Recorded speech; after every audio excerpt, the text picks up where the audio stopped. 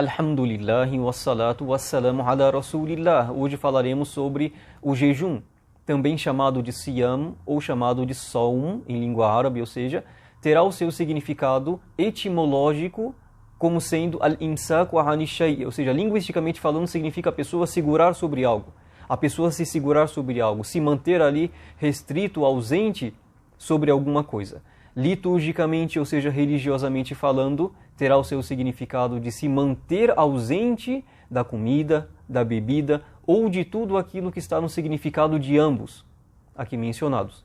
Seja o alimento ou a bebida sólida ou líquida, a pessoa ali, o servo de Deus, deverá estar ali se ausentando ou da relação sexual ou que está no significado disto, ou do fumo e do que está no significado disso, ou de tudo aquilo que irá, resumidamente, nutrir o corpo ou denegrir o corpo de uma forma intencional com a intenção.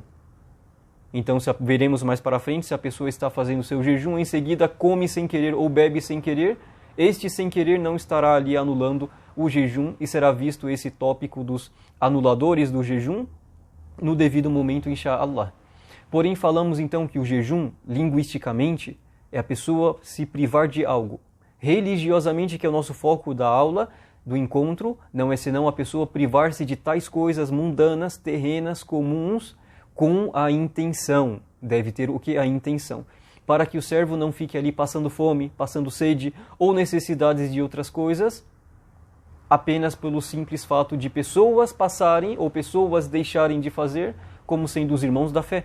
Porém, tudo isso baseado na intenção, para que seja dado a validação do jejum, como Allah Tabaraka wa Ta'ala fala: Ya ayyuhalladhina amanu, ó vós que credes, ó vocês que estão crendo, Kutiba alaykumus siyamu kama kutiba ala alladhina min qablikum.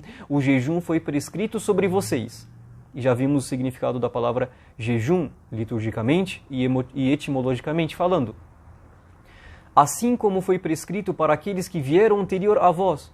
Ou seja, não será o mesmo jejum 100% à risca na forma de fazer, porém o objetivo é apenas como submissão a Allah Tabaraka wa Ta'ala, como Deus, o Altíssimo ali, revelou: ó vós que credes, foi prescrito para vocês, determinado, obrigatório para vocês o jejum, assim como foi prescrito para aqueles que vieram anterior a vós, la'allakum tattaqun, para que vocês talvez sejam dentre os tementes. Então vimos que o jejum é uma prescrição no livro de Allah Tabaraka wa Ta'ala, assim como foi prescrito para os profetas e mensageiros anterior, que a paz de Allah esteja sobre todos eles, com o objetivo do quê? Da temência.